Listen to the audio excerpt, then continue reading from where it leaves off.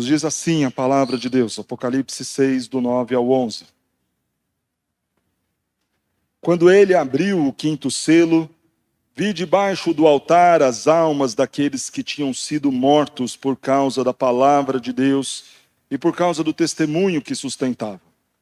Clamaram em grande voz, dizendo: Até quando, ó soberano Senhor, santo e verdadeiro, não julgas, nem vingas o nosso sangue dos que habitam sobre a terra?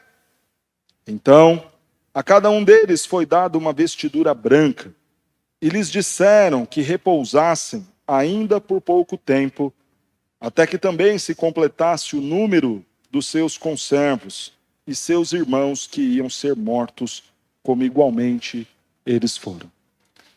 Senhor Deus, só em Jesus a salvação, só em Jesus o nosso louvor é aceito diante do Pai, só em Jesus a tua igreja é edificada, só em Jesus nós somos transformados. E o Senhor age e faz por meio da tua santa palavra, palavra esta que foi lida e que pedimos que ela venha comunicar esperança, alegria, paz aos nossos corações e chamar a nossa atenção para esta realidade inevitável que é a morte. Ajuda-nos a entender e compreender com clareza a Sagrada Escritura. Fala conosco, em nome de Cristo Jesus. Amém. E depois da morte, o que acontece? E quando se findarem os seus dias, o que vai acontecer? É muito comum nas igrejas hoje se ouvir falar sobre a cura, o milagre. Aguarda aí, Deus está preparando a cura para a sua enfermidade. E nós, presbiterianos, cremos que Deus tem poder para curar. Não pensamos contrariamente a isso. Nós cremos que o nosso Deus continua sendo grandioso, poderoso, capaz de curar qualquer tipo de enfermidade. Cremos assim. No entanto, é sabido que, embora você seja livre de um câncer, 2, 3, 4, talvez uma pneumonia, talvez uma infecção, em algum momento você vai. Ou Cristo voltará antes, com certeza. É fato que em algum momento nós morreremos. E depois da morte, o que acontecerá conosco? Ateus e alguns agnósticos vão dizer o seguinte: olha, não acontece nada, simplesmente morreu e acabou. Então a vida é essa, curta a vida, aproveite os dias que você tem, porque depois disso não há mais nada. E muitos têm vivido a vida desta maneira. E um parêntese aqui, inclusive crentes. Muitos cristãos dizendo o seguinte: olha, as 10 coisas que eu preciso fazer antes de morrer. Como se a sepultura fosse de fato o estado final dos crentes. Muito crente querendo abraçar o mundo inteiro. Casa, carro, viagens, os restaurantes, as melhores porções, as melhores coisas, porque afinal de contas a vida é uma só. E nada pode me atrapalhar a desfrutar esta vida. Um pensamento muito ímpio, um pensamento muito pecaminoso, de alguém que não entendeu que esta vida, este presente tempo, não é nada comparado com aquilo que o Senhor tem para nós. Para estes que pensam assim, que a vida se limita apenas ao tempo presente, que tudo o que você tem que fazer, faça aqui, faça agora, experimente, compre, vá, viaje, faça. Porque depois não há mais nada. Paulo, falando aos Coríntios no capítulo 15, da sua primeira carta, verso 19, nos diz assim: se a nossa esperança em Cristo Jesus se limita apenas ao tempo presente, seremos os mais infelizes de todos os homens. Claro que não. Claro que o melhor de Deus para as nossas vidas não está aqui. Claro que a melhor comida desta terra não estará em qualquer ou em algum restaurante deste mundo. Claro que Deus tem muito mais para nós e a vida não vai terminar na sepultura. Uma segunda linha de pensamento sobre a morte é aquela seguida pelos grupos espíritas, ou outras religiões que também defendem a ideia da reencarnação. Então você vem, cumpre o seu propósito, morre e é enviado novamente para fazer aquilo que não foi feito, ou talvez melhorar, ou evoluir, crescer. E pasmem, tem muito crente também acreditando nisso. Vamos reencarnar. E já ouvi crente dizendo algo assim: acho que na outra vida eu fui tal coisa. Oxe, como assim na outra vida, miserável? Que outra vida é essa? Só se foi a outra vida antes de conhecer a Cristo. Aí tudo bem, aquela vida do velho homem que já morreu, foi sepultado com Cristo. Agora o novo homem é diferente. Se for assim, tudo bem. Para estes que pensam, tal qual o Espiritismo, Hebreus capítulo 9, verso 27, nos diz assim: preste atenção naquilo que a Bíblia diz. Aos homens está ordenado morrerem uma só vez, vindo depois disto o juízo. Não é vindo depois disso uma nova chance para que ele volte, tente de novo, se esforce um pouco mais. Não. Ao homem só é dado morrer uma vez. Acabou. Depois disto, o que vem? O juízo. O juízo de Deus. Céu ou inferno. Quem crê, será salvo. Quem não crê, já está condenado. E é muito importante nós termos a convicção disso. Que não haverá reencarnação. E aí, talvez, se há algum espírita a nos ouvir, ou no auditório, ou nos acompanhando pela internet, talvez essa pessoa diga: mas eu não acredito na Bíblia. Ok. Você acreditar ou não, não faz menor diferença para Deus. O que Ele é, o que Ele fez, e o que Ele nos revelou pela palavra, será e continuará sendo, independente da sua crença em relação à Escritura. Fato é que nós cristãos, aqueles que professamos a Bíblia como nossa única regra de fé e prática, não podemos crer diferente dela. Nós não podemos olhar para a Escritura e dizer: mas será? Não, a Bíblia é a palavra de Deus, a autoridade máxima sobre as nossas vidas. É nela que cremos. E se não é assim para você, então você está no lugar errado. Porque a igreja é o lugar do povo de Deus, que crê na palavra de Deus, na Bíblia como sua única regra de fé e prática. Pois bem, e então, pastor, depois da morte, o que vem? Hoje nós falaremos de um assunto teológico chamado o estado intermediário dos mortos. Se você for procurar a temática do que nós veremos nesta noite em alguma teologia sistemática, faça essa pesquisa com este título: Estado intermediário dos mortos. E é muito bom vermos na Escritura, neste texto que temos aqui, que ele é plenamente claro em nos informar tudo o que precisamos saber sobre aquilo que acontecerá conosco depois da morte. E é muito bom saber que o Senhor não nos deixa ignorantes quanto a isso. Aliás, falando exatamente com estas palavras, Paulo escreve aos Tessalonicenses na sua primeira carta, capítulo 4, a partir do verso 13. Irmãos, não quero que vocês sejam ignorantes a respeito daqueles que dormem, daqueles que já morreram. Não fiquem a pensar coisas que nada tem a ver com a palavra de Deus. Não fiquem viajando, não fiquem vendo filmes aqui e ali de gente reencarnando, de gente virando cachorro e achando que isso vai ser o que vai acontecer. Não quero que vocês sejam ignorantes em relação àqueles que já morreram. E é bom saber que disso o Senhor nos fala e nos orienta na sua palavra. Então vejamos. Eu quero expor aquilo que vem depois da morte em 3 afirmações. Depois da morte, a vida. Depois da morte, a consciência e ação. E por fim, depois da morte, a descanso. Vou repetir, e se você quiser tomar nota. Depois da morte, pastor, o que vem? Depois da morte, a vida. Depois da morte, a consciência. Depois da morte, a descanso. Vejamos isso no texto. O texto começa nos dizendo assim: quando ele abriu o 5º selo. Na sequência do que temos exposto em Apocalipse, o capítulo 4 mostra o momento em que Jesus está no céu, está no trono, toma o livro em suas mãos lá no capítulo 5 e passa a desatar os selos e fazer com que acontecimentos se deem aqui.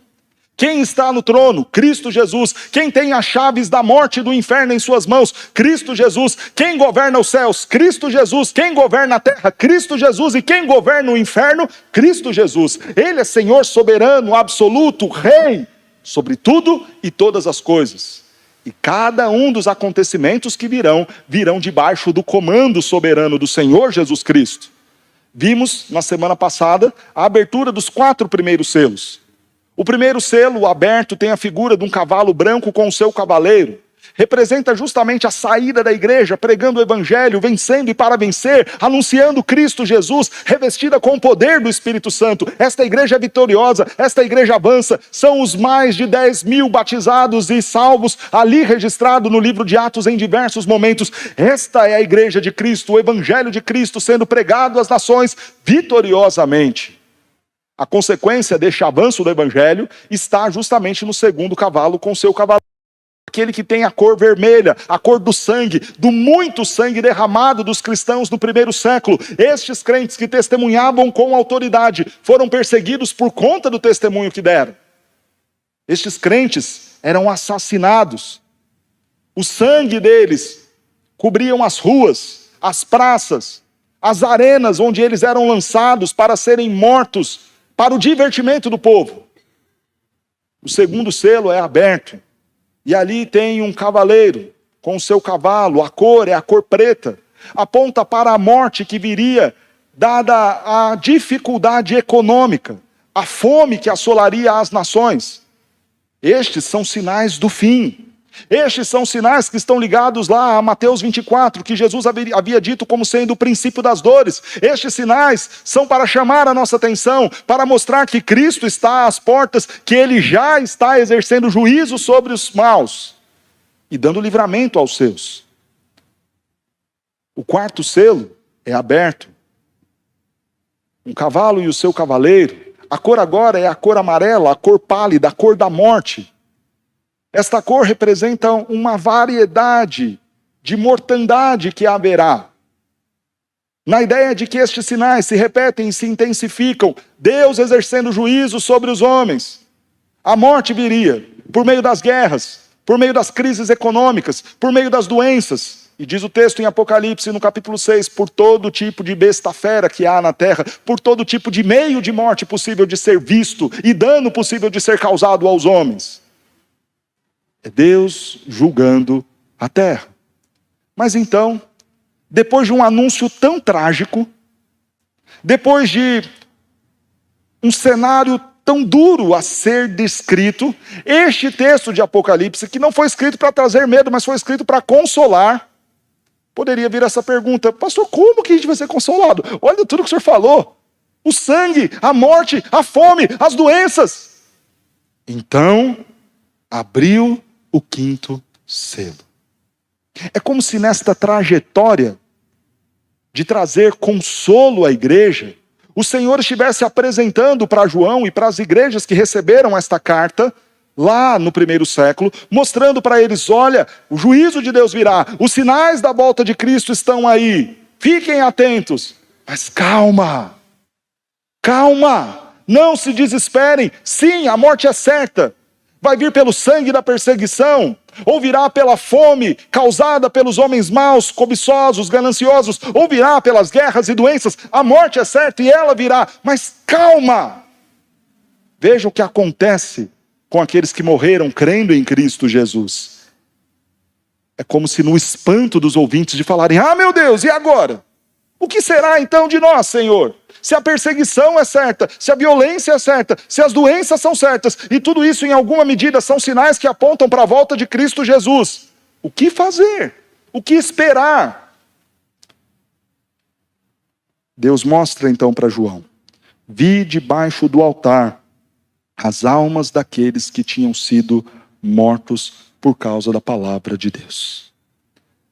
Depois da morte, a vida. Eles estão em algum lugar. E que lugar eles estão? Este altar está na sala do trono do Senhor. Este altar já era uma menção de algo que existia no templo no Antigo Testamento. O livro de Levítico mostra-nos toda a realidade litúrgica, cultica, ritualística do culto do Antigo Testamento. E há um altar ali, onde os animais eram mortos, eram sacrificados. Ora, pastor, mas no céu haverá um altar para sacrifícios? Não para os sacrifícios, mas para nos lembrar que o Cordeiro Perfeito já veio. E olha que belo.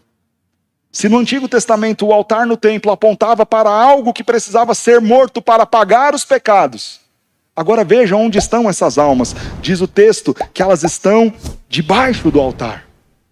E isso não está num sentido literal, de almas ali embaixo do altar, mas no sentido de que este altar do Senhor, que aponta para o Cristo que veio, que morreu na cruz, que teve o seu sangue perfeito vertido em nosso lugar, é este sangue que agora cobre aqueles que estão debaixo dele, é este sangue que agora tira daqueles que se apegam a ele todo o peso de condenação, toda a ira do Senhor. É este sangue que cobre os eleitos de Deus, o povo de Deus, os que morreram em Cristo Jesus.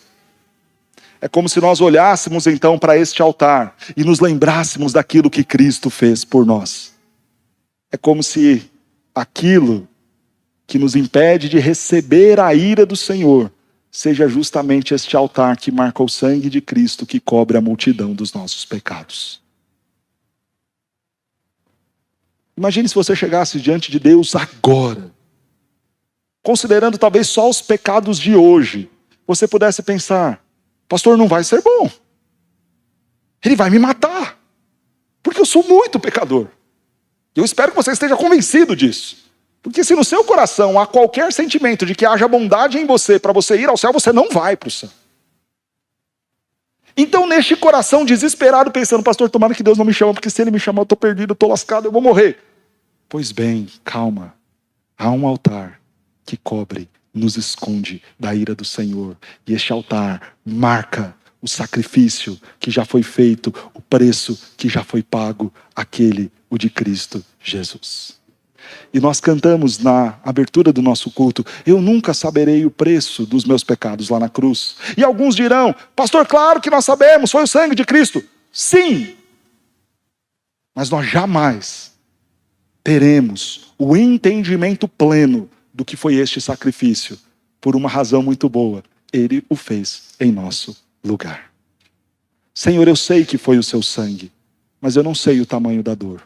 Eu não consigo entender o tamanho da vergonha. Eu não consigo mensurar a angústia que foi. Ah, Senhor, eu sei que foi o seu sangue, o preço pago para que eu tivesse a salvação, mas eu jamais entenderei a dimensão da dor, a profundidade do escândalo que foi a cruz, porque o Senhor Jesus na cruz tomou o meu lugar e fez por mim. E agora este sangue me cobre e me torna aceitável diante de Deus. A vida, e em meio a esta vida, na presença de Deus, há a condição de permanecermos de pé, porque estamos debaixo, escondidos do sangue, no sangue de Cristo Jesus. Eles estão diante de Deus. A vida, estão protegidos pelo sangue do Senhor que os cobre, e estão diante de Deus. Eles clamarão ao Senhor, o soberano Senhor. A vida. Eles não sumiram, não desapareceram, não dissolveram no ar, como nos filmes da Marvel. Eles estão lá, diante de Deus, na sala do trono. Isso é coerente com aquilo que Jesus havia dito ao ladrão na cruz. Lucas capítulo 23, verso 43. Aquele ladrão olha para o Senhor Jesus e fala: lembra-te de mim, Senhor, quando estiveres no teu reino. E a resposta de Jesus: hoje estarás comigo no paraíso. Hoje você já estará comigo no paraíso. Porque quando nós fecharmos os olhos aqui na terra, abriremos os olhos no céu, com Cristo diante de Deus. Louvado seja o Senhor por isso. Mas que mortos são estes? Veja que o texto vai nos dizer: as almas daqueles que tinham sido mortos por causa da palavra de Deus. Estes que foram mortos eram provavelmente aqueles crentes que sofreram a perseguição, acusados de traírem o império por não se curvarem a Roma, por não se prostrarem e adorarem aos imperadores romanos, por permanecerem fiéis ao seu Deus. Quando nós fizemos a exposição do capítulo 2, no verso 13, há uma figura que é descrita lá. O nome dele é Antipas, chamado de o fiel, o meu fiel. Para a igreja de Pérgamo, o Senhor diz: eu conheço as tuas obras e sei que vocês estão no lugar onde há o trono de Satanás. E sei que vocês sofrem dura perseguição. E sei que vocês sofrem angústias. Estes que morreram por testemunhar de Cristo Jesus, de acordo com o que diz o texto, por causa da palavra, por causa do testemunho, por causa da palavra, porque eles não concordaram em fazer qualquer coisa que atentasse contra a palavra de Deus, e por causa do testemunho, porque o tempo todo eles foram fiéis em falar e proclamar de Cristo Jesus. São estes os que estão ali diante do Senhor. Mas se isso fala, num primeiro momento, para consolar aqueles crentes que estão sepultando os seus, justamente por conta desta perseguição, justamente por conta deste cavalo vermelho que vem a derramar sangue, também isso vale para nós. Nós, os mortos em Cristo, estaremos com o Senhor. Depois da morte, a vida diante de Deus, protegidos e guardados pelo sangue de Cristo Jesus. Mas depois da morte, também há consciência, ação. E aqui eu aproveito para corrigir mais um erro comum em nossos dias. Adventistas vão dizer que há o sono da alma. Você morre aqui e fica dormindo até o dia da ressurreição. Pode parecer bonito, mas não é bíblico. Não há sono da alma. Aliás, não tem ninguém dormindo aqui. Veja o que o texto diz. Clamaram em grande voz, dizendo: até quando, ó soberano Senhor, santo e verdadeiro, não julgas nem vinga o nosso sangue dos que habitam sobre a terra? Essas almas estão a clamar. E o uso dessa palavra clamar aponta para a urgência. Eles estão diante de Deus, mas antes estavam aqui militando, pregando o evangelho, testemunhando de Cristo, sendo fiéis ao Senhor. E esta fidelidade os levou a serem perseguidos, a serem mortos, e agora eles estão ali diante do Pai dizendo: ei Senhor, até quando não vingarás o nosso sangue? Estes homens maus que habitam na terra, que estão a perseguir a tua igreja, a matar os nossos irmãos, até quando vai ser assim, Senhor? Quando exercerás, o Senhor, o teu juízo sobre estes? Eles estão com muita consciência. Primeiramente, eles estão conscientes de quem são. Eles não abrem os olhos lá. Quem sou? Onde estou? Quem é você? Que lugar é este? Eu morri? Isso é coisa de Hollywood, de filme, não é coisa da Bíblia. Eles sabem tanto quem são, que sabem que morreram por conta de pessoas que os perseguiram e os mataram. Eles estão plenamente conscientes disso. Nós estamos aqui, no céu, diante de ti. Mas lá estão os nossos irmãos, pregando de Cristo Jesus, e ainda sendo perseguidos por aqueles mesmos que nos mataram. Eles sabem quem eles são, eles sabem que eles são cristãos, eles sabem que fazem parte de uma igreja perseguida, eles sabem que têm inimigos, eles estão conscientes de que esses inimigos os perseguiram e os mataram. Eles têm consciência de quem eles são. Não estão perdidos ali. Mas eles não têm apenas consciência de quem são. Eles têm consciência também de quem é o Senhor. E olha, irmãos, que não é uma consciência tola, não. É uma consciência teológica profunda. Veja o que eles dizem. Até quando, ó soberano Senhor, santo e verdadeiro? Eles sabem que Deus é soberano, que Deus é santo e que Deus é verdadeiro. Isso veio a partir do quê? Do discipulado e da vida cristã que eles tinham tido aqui. Um dos motivos de que nós não chegaremos lá sem nenhuma lembrança é justamente porque nós só vamos adorar o Deus que nós previamente conhecemos. Eu chego lá, então verei, este é o meu Senhor, aquele que de tanto e tanto e tanto eu falei, em tantos sermões eu anunciei, em tantos momentos eu ouvi dele. Ah, Senhor, tu és o soberano, o verdadeiro, o santo, o meu Deus, o amado e desejado da minha alma. E eu só sei dessas coisas porque um dia eu ouvi de Cristo Jesus aqui na terra e agora os meus olhos contemplam a ele. Tu, Senhor, o Deus soberano, que rege todas as coisas, que governa todas as coisas, estamos diante do trono do Senhor, vendo, contemplando aquilo que já era nos anunciado. Conseguimos ver e enxergar, e sabemos quem está lá. É o Senhor, o soberano, o santo, o verdadeiro. Eles sabem, e sabem até de teologia. Nós nos lembraremos, teremos plena consciência. Eles têm consciência de tempo e espaço. Veja o que o texto diz. Até quando, Senhor, não julgas nem vingas o nosso sangue sobre o sangue dos que habitam sobre a terra? Eles têm consciência de que eles não estão na terra. Eles têm a consciência de que estão diante de Deus. Eles têm a consciência de que há na terra um povo ainda militando e pregando a palavra do Senhor, sofrendo ainda perseguição. Eles têm consciência disso. Eles têm a consciência do tempo e dizem, até quando, Senhor? Eles se lembram de que para eles, na opinião deles, este tempo era tardio e demorado. Eles sabem disso. Eles têm plena convicção do tempo, eles têm plena convicção do espaço. Sabem que estão no céu e sabem que há os que aqui na terra estão. E talvez você me questione, pastor, mas e o texto de Isaías, capítulo 65, verso 17?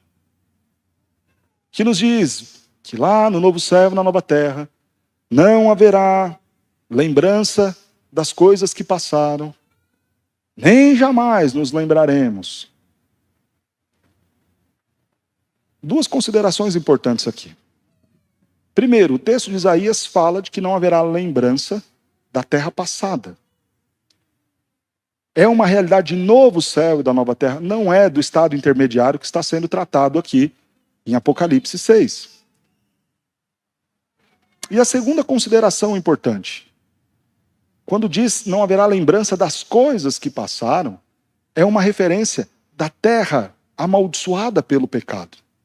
Significa que nós estaremos diante de uma beleza da terra restaurada tão incrível que eu não vou conseguir mais me lembrar daqueles rios poluídos. E esta não é uma mensagem no aspecto literal, mas no aspecto figurativo, sabe? Depois que você experimenta algo muito bom, você já não consegue mais nem se lembrar daquilo que era ruim. O que há diante dos olhos daqueles que habitarão na nova terra é tão extraordinário, é tão maravilhoso, que nem dá para se apegar às coisas deste tempo. Mas veja, nós falamos a diferença entre estado intermediário e o estado eterno. Estes estão aqui vivos e conscientes. Permanecerão no céu até o dia da volta de Cristo Jesus. No último dia, entraremos no descanso eterno. No último dia, estaremos no estado eterno. Apenas para te ajudar teologicamente. Depois da morte, o que acontece? Nós já vamos para o estado final, definitivo, onde viveremos eternamente? Não. Nós vamos para o céu, para o paraíso, terceiro céu, seio de Abraão. A Bíblia chama este lugar destas formas. Lá aguardaremos em vida e conscientes até a volta de Cristo. Quando Cristo voltar, então será inaugurado aquilo que chamamos do tempo eterno. E aí sim, no novo céu e na nova terra, nós viveremos para todo sempre. Pastor, então você está querendo me dizer que eu não vou viver a eternidade inteira no céu? Isso, exatamente isso. O céu, ou o paraíso, ou o seio de Abraão, ou o terceiro céu, é o lugar temporário, intermediário, onde nós estaremos aguardando a volta de Cristo. É neste lugar para onde Jesus diz: vou preparar-vos lugar. A visão que nós temos lá em Apocalipse capítulo 21, que no último dia, Jesus volta. Esta terra será destruída. Não no aspecto de que ela deixará de existir, mas que será toda ela restaurada. Preste atenção, não dorme no ponto, senão depois você vai falar que eu preguei heresia. Esta terra será restaurada. E a Sagrada Escritura nos ensina isso. Em Romanos, capítulo 8, presta atenção, nos diz que até mesmo a criação aguarda com grande expectativa o dia da sua redenção. Esta terra será redimida. O que João verá no último dia? Vi novos céus e nova terra. Vi também a nova Jerusalém descendo do céu, ataviada. Ela é linda, ela é encantadora, ela é maravilhosa.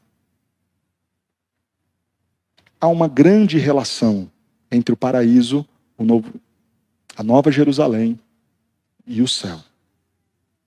A ideia de que estamos falando do mesmo lugar. E de que este céu, estado temporário, lugar provisório, este céu virá à terra, para que nós vivermos eternamente no paraíso restaurado. Vai demorar muito para nós chegarmos no capítulo 21 de Apocalipse. Quase um ano. Então eu preciso te ajudar a não fazer confusão na sua cabeça.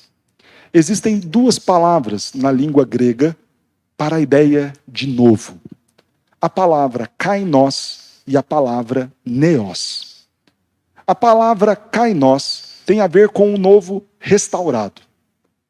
A palavra neos tem a ver com o novo zero, original. Nunca antes visto nem usado.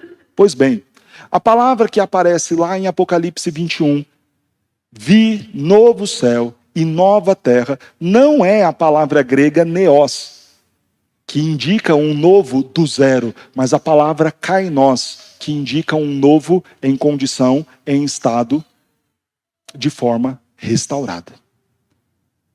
A ilustração que eu sempre faço para que a gente entenda isso, é aquilo que na língua portuguesa a gente não consegue distinguir, mas que na prática a gente sabe dado o contexto. Vocês viram meu carro novo? Meu carro novo, eu troquei de carro, glória a Deus. É um Palio 97. Mas é normal a gente virar e falar: você viu o carro novo do pastor? Mas não é novo. Ele é mais velho do que um monte de gente aqui, inclusive. Mas é o carro novo. Novo em que sentido? Propriedade. É a nova propriedade, a nova aquisição. É o novo no sentido de que o anterior já não existe mais. Foi trocado por um novo estágio, por uma nova condição. E nós usamos a mesma palavra novo para aplicar nos dois sentidos. Agora, pela graça de Deus, Deus há de nos abençoar e um dia eu vou comprar um carro 0 quilômetro. Aí vão virar e falar: ei, pastor, e agora, conseguiu comprar o carro novo? Aí eu falar: esse é novo, neos, 0. Quando a ideia não é o novo, 0, mas o novo em nova condição, a palavra grega é a palavra kainos. Pois bem, quando nós lemos o texto de Apocalipse 21, a palavra que aparece ali é a palavra kainos. Vi novo céu, não novo do zero, não novo de algo que nunca alguém havia visto, não novo de algo que nunca havia sido posto diante dos homens para que eles desfrutassem, mas um novo no sentido de que agora restaurado foi a criação. Eu trouxe a explicação no aspecto exegético, numa ideia de contexto no Novo Testamento da criação restaurada conforme Romanos 8, mas eu quero também dizer que isto faz todo sentido dentro da história da redenção. O que Deus disse depois de criar todas as coisas lá em Gênesis 1:31? E viu Deus que tudo era bom e muito bom. Irmãos, se nós considerarmos que Deus simplesmente vai pegar tudo que ele fez da criação, amassar e jogar fora e falar: não presta, vou fazer uma coisa nova do zero, inédita, já que a outra não deu certo, chuta isso aqui, vai embora. Nós estamos falando que aquilo que era bom e muito bom foi vencido, conquistado e estragado de forma plena irrestaurada e irremediável por Satanás. E quem saiu vitorioso? O diabo, que pegou aquilo que era bom e muito bom, conseguiu destruir, ao ponto de que o Pai não consegue mais redimir e trazer a glória que tinha daquele primeiro dia.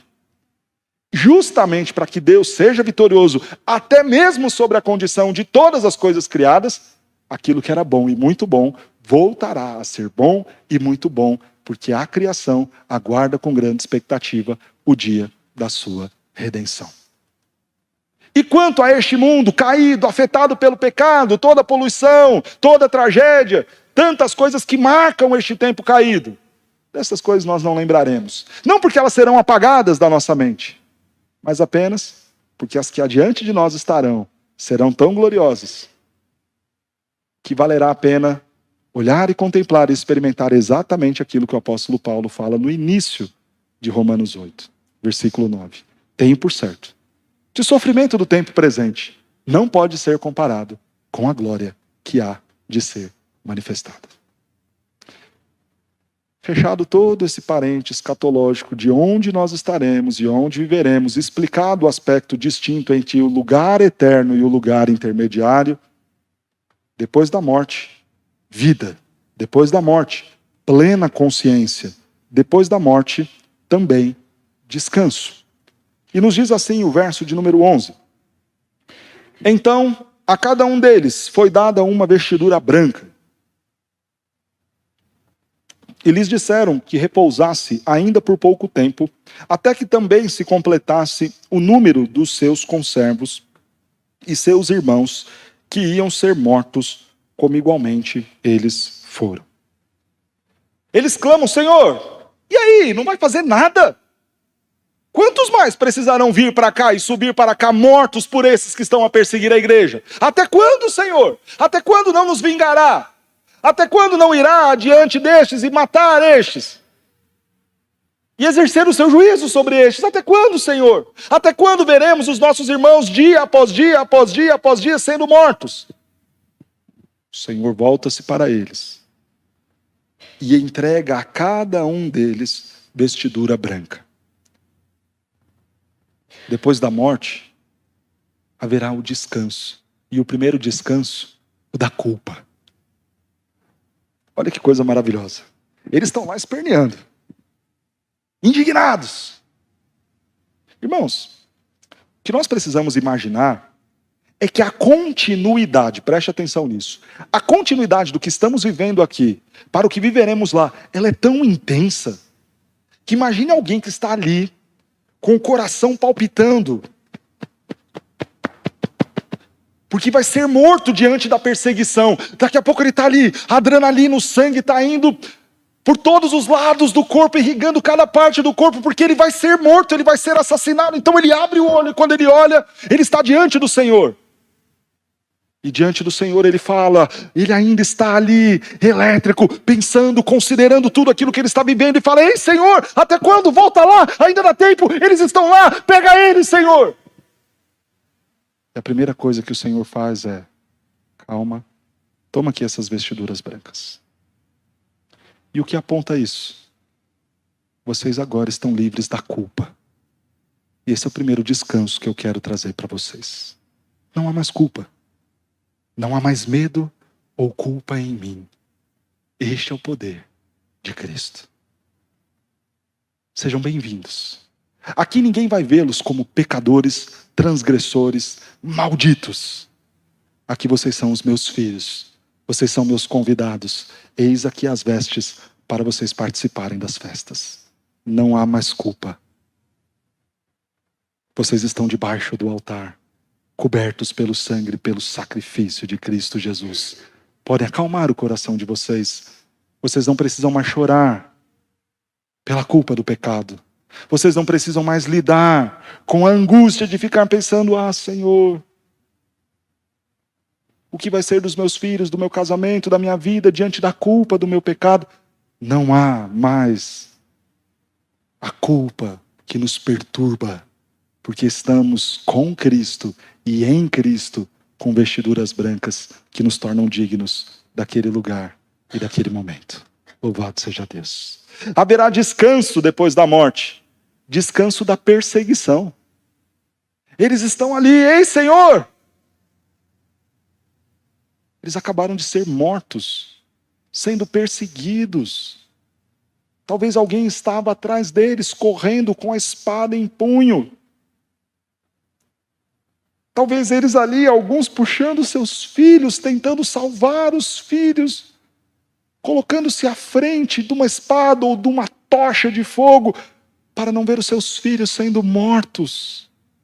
E agora eles abrem os olhos, e o que eles ouvem do Senhor é: calma, descansem, respira, há descanso. Vocês não serão mais perseguidos. Vocês estão com o Rei. Vocês estão com o Pai.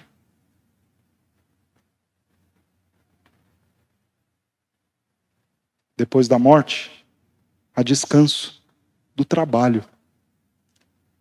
Eles eram a igreja militante. Eles eram os crentes que estavam aqui pregando o Evangelho, testemunhando de Cristo, enfrentando as lutas, as dificuldades, mas de forma fiel, testemunhando de Cristo Jesus. E agora o Senhor fala para eles: repousem, descansem.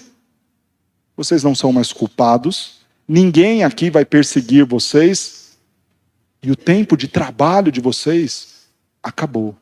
Vocês não vão mais militar pela obra, pelo reino, não mais naquele fronte de batalha. Porque lá agora estão os seus conservos, os seus irmãos. Eles vão continuar.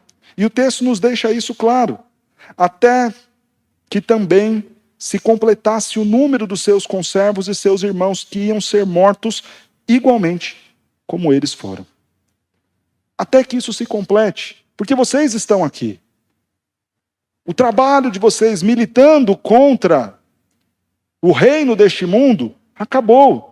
Mas lá ainda estão outros que continuam a militar, que continuam a pregar. Estes outros sou eu e você. Eles já estão com Cristo, descansando do trabalho que tiveram. Mas nós estamos aqui trabalhando. Ou pelo menos deveria ser assim, certo? Embora muitos estejam vivendo como nos dias de Noé, apegados demais às coisas deste mundo, nem considerando as coisas do reino. Deveríamos todos estar militando, trabalhando com intensidade, proclamando o reino. Irmãos, e depois da morte? O que há? Depois da morte, a vida. Estaremos com Deus, estaremos com Cristo, estaremos seguros, estaremos com o Pai. Depois da morte, estaremos plenamente conscientes, sabendo quem somos, sabendo quem Deus é, sabendo o que estávamos fazendo, com plena consciência do tempo, do espaço e de todas as coisas. É natural que seja assim para que nós possamos adorar, louvar e bendizer o nome de Deus. Depois da morte, descanso, não sono da alma, mas aquele ato de poder repousar e descansar a mente e o coração cientes de que não há mais culpa, de que não haverá ninguém que nos persegue e de que outros estão dando continuidade ao nosso trabalho. Agora, a Bíblia não fala só do estado intermediário do crente. Quando nós lemos o livro lá de Lucas, capítulo 19, Jesus nos conta uma história, e eu quero usar esse termo história porque muitos falam que é uma parábola. Em nenhum momento Jesus está dizendo que é parábola, ele conta aquilo que aconteceu com alguém, rico e Lázaro. O rico morreu e Lázaro também morreu. Onde está Lázaro? No seio de Abraão, no paraíso, no céu, com Cristo, em vida, consciente, descansando. Louvado seja Deus. Nós já vimos o que está acontecendo com Lázaro. Também aconteceu de morrer o rico. E ele foi para o inferno. E lá, em tormentos, ele clama para que alguém pelo menos molhasse a ponta do dedo e lhe tocasse a língua para dar algum alívio. Ele está consciente. Ele está sofrendo. Ele está angustiado. Ele está lá, vivo, sentindo e experimentando todas as sensações que o inferno pode proporcionar. Ele está lá, consciente. E o que ele pede? Você vai se lembrar. Deixa-me ir lá, na casa dos meus parentes, dizer a eles, dizer aos meus irmãos. Deixa-me ir falar para eles que é verdade, que existe o inferno, que eles estão lascados. Se eles não crerem, eles vão morrer e vão vir para cá. Deixa eu ir lá, se para mim não tem jeito, não tem solução, pelo menos me deixa voltar e avisar. Porque eles têm consciência. Mesmo lá no inferno. Se no céu nós temos consciência e descanso, no inferno eles têm as angústias. E a consciência do que fizeram, do que foram. E a consciência de que outros ainda estão prestes a ir para lá. Qual a resposta? Tudo bem, você vai reencarnar, ter uma nova chance? Não. Que Deus responde. De modo algum. Alguém que está aqui passará para lá. Pastor, então quando a pessoa vira lá e fala que recebeu uma carta psicografada, ou quando eu vejo um vulto, um fantasma, o que é isso? Diabo. É o diabo, é o Satanás. É ele. Não é a alma da pessoa, não. Ah, pastor, mas era a letra da minha filha. O diabo sabe a letra da sua filha. Ah, pastor, mas falou um segredo que só eu e ela sabia. Você, ela, Deus e o diabo. O diabo ouviu também, aquele dia que você abraçou e falou, ah, minha filha, isso, aquilo, outro, tal. Ai, pastor, que lá no centro espírita ela falou as frases igualzinho, pastor, igual aquele dia. O diabo estava lá, ele ouviu isso também. E é o diabo, não é sua filha que está escrevendo, não é seu filho, não é seu pai, não é seu parente, é o diabo. Tentando enganar até mesmo os eleitos, se possível for. Porque de modo algum, alguém que está aqui, pode passar para lá. Veja que o que Jesus vai falar, que o texto vai falar lá em Lucas 19, é que ainda que alguém ressuscite dos mortos e pregue a eles, eles não crerão. Eles têm a lei e os profetas.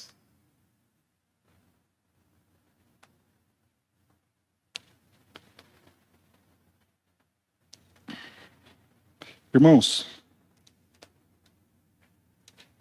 é certo que nós morreremos. Isso acontecerá com o justo, isso acontecerá com o ímpio. Todos morrerão. Exceto, claro, se Cristo voltar antes. E a pergunta que eu te faço é, onde você estará? Onde você estará depois da morte? Você estará no inferno, consciente, sofrendo as angústias, as dores e desfrutando ainda da dura lembrança? Ou você estará no céu com Cristo? Para nós termos a certeza de que estaremos no céu com Cristo, não serão as nossas obras que darão a nós esta garantia e esta confiança. Porque você faz uma coisa boa, e eu sei que você faz, mas você faz umas 10 ruins também. E essa conta nunca vai fechar se você tentar pelo seu esforço e pelo seu mérito. Não vai dar. Por isso é somente pela graça. Por isso somente em Jesus. Só em Jesus. Só em Jesus. Meu convite a você, depois do que você ouviu, que há algo depois da morte, é que você creia em Cristo Jesus. Entregue sua vida ao Senhor Jesus Cristo e faça isso hoje, agora, porque nós não sabemos nem o dia da nossa morte, nem sabemos o dia e a hora em que Cristo vai voltar. Aguardaremos no céu os que creram, até o dia da volta de Cristo Jesus. E quando, enfim, chegar o dia da vitória do meu Deus, eu, pela imensa graça dele, lá estarei. E espero que você esteja também. Creia em Cristo Jesus, ame o Senhor Jesus Cristo, porque só Ele Só Ele é o meio para a salvação. Feche os seus olhos, confesse os seus pecados ao Senhor. Arrependa-se do seu pecado. Ainda há tempo, ainda é possível. O convite para vir a Cristo Jesus ainda está sendo feito. Vinde a mim, todos vós que estáis cansados e sobrecarregados, e eu vos aliviarei. Vá até Cristo Jesus, acerta a sua vida com o Senhor Jesus. Acerta a sua vida com o Senhor Jesus, porque tem algo mais depois da morte.